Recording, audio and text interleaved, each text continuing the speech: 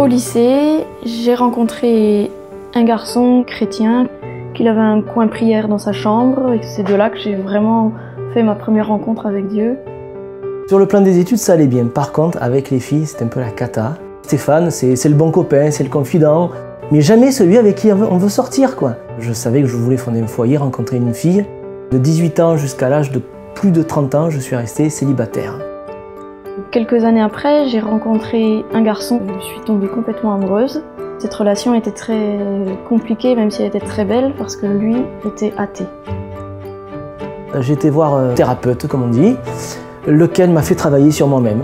Il y a un combat que j'ai gagné et qui a vraiment été salvateur pour moi. J'ai appris à dire vraiment ce que je ressentais. Mon cœur, il disait reste avec lui, ma tête, elle disait il faut que tu le quittes.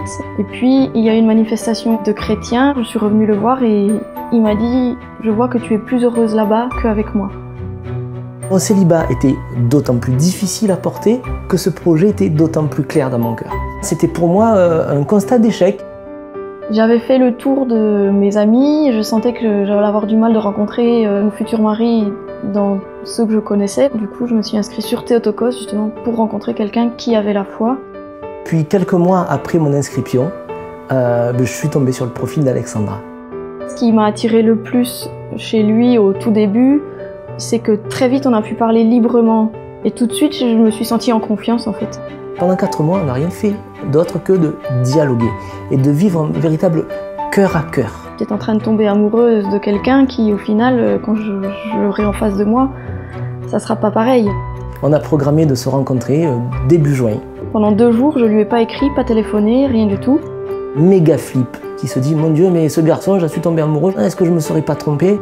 On a repris nos échanges très rapidement, comme si on se connaissait depuis hyper longtemps. Dans mon cœur, la confirmation était déjà là.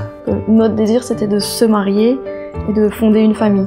Elle m'a rejoint à Marseille, quand même la cité phocéenne, avec ses Marseillais pleins de gouailles, pleins d'exagérations. Ça, c'était difficile parce que du coup, comme j'aimais pas Marseille, j'étais un peu déprimée.